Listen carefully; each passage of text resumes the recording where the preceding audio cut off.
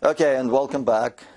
So at this point, we managed to build a battery target for the predictor list of wine tasting data set.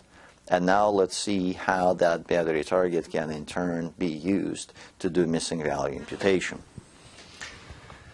Here is the results of that battery. And first, let me remind you that when you look at the current data set here, the way the original data set had no missing values, but just for the sake of illustration, I've added blocks of missings in acidity, sugar, density, and alcohol. So we have a number of just a few blocks of missing values so that it's easy to see what's happening.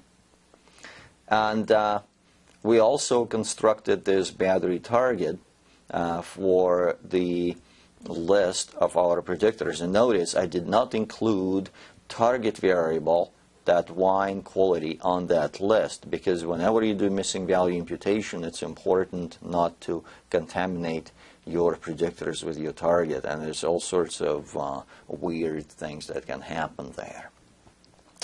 In any case, whenever you have a battery, you can always save it as a grove, so I'm going to save it in my training folder as wine quality battery target. So the grove is now saved, so it can be closed. In fact, you can close the whole thing and reopen it. You maybe do it a month from now, a year from now. But every time you have SPM open, now you can load your grove. So now we have this wine quality battery target. So now it's loaded. I look at the regression models. Well, in this case, I'm going to use this grove to do missing value imputation. So I already have my data set opened here, and it's this wine quality red with missing values. So, but I can reopen it again. And we already saw that those parts are missing in that data set. So now I have my grove open, and in order to do missing value imputation, what I need to do is I need to proceed with the scoring operation. So I'm going to click on the score button here. Notice the data file is this with missing values. The grove file is my battery target file. And I'm going to save score results as basically these wine quality red miss score CSV.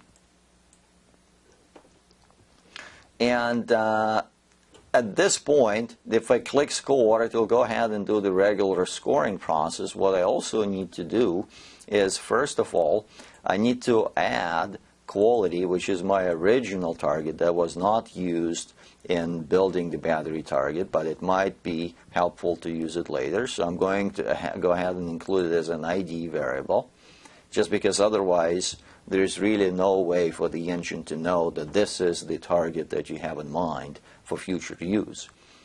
And then under advanced settings, the part that's responsible for imputation will be here, impute target variable. And we're going to do so-called in-place target imputation. What it does, it not just imputes values, but imputes them in place so that you get to see the original variables with all of the missing values replaced by imputed values. Okay, now I'm ready to click the score. So it goes ahead and does my scoring data run. Okay, it comes back with some results. The results are irrelevant here. Now, what's most important here is that now if you look at in my training folder, you will see this new Excel, not Excel, the CSV data set, but it can be opened in Excel, that has all the results of scoring. So what I'm going to do here, I'm going to double-click on the data set, open it in Excel.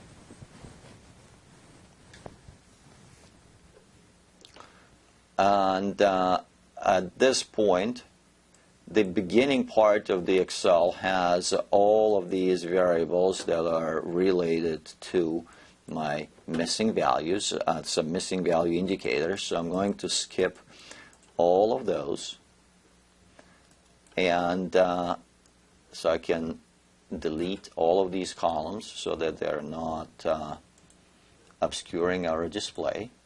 And then there's a lot of variables that are added by the engine, like the actual responses and residuals. So you can remove all of those or just keep them there but not worry about them. So I'm going to delete all of these extra columns that were not needed.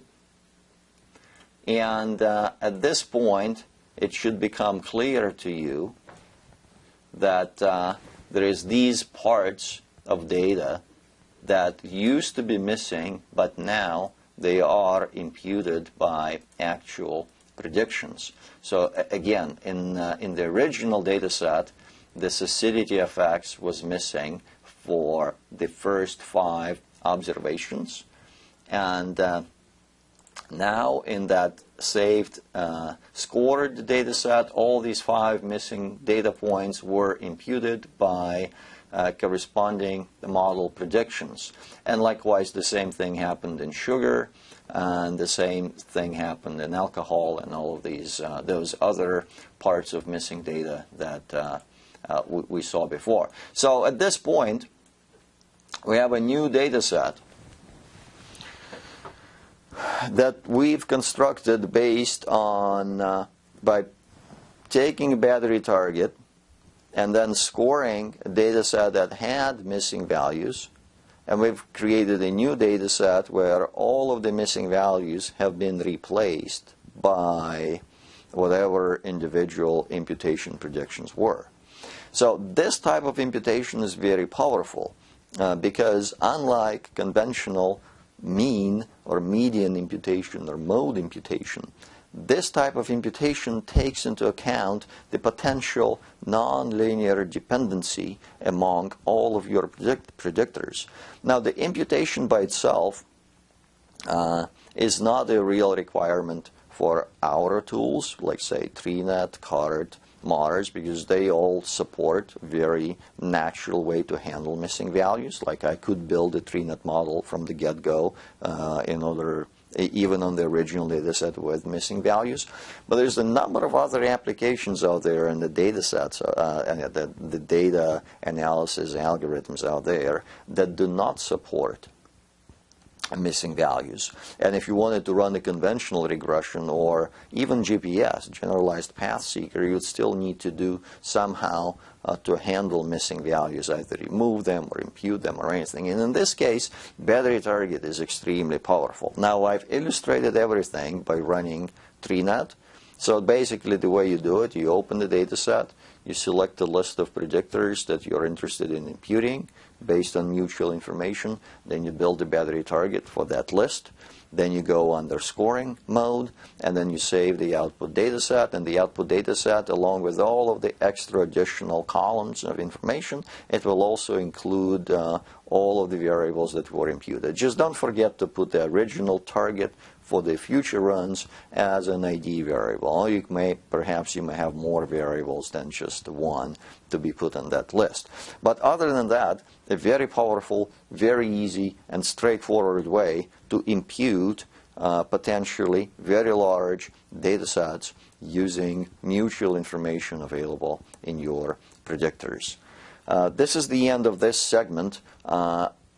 It's certainly, the battery target is so big in terms of what it can do. There's still a lot of things that are under development.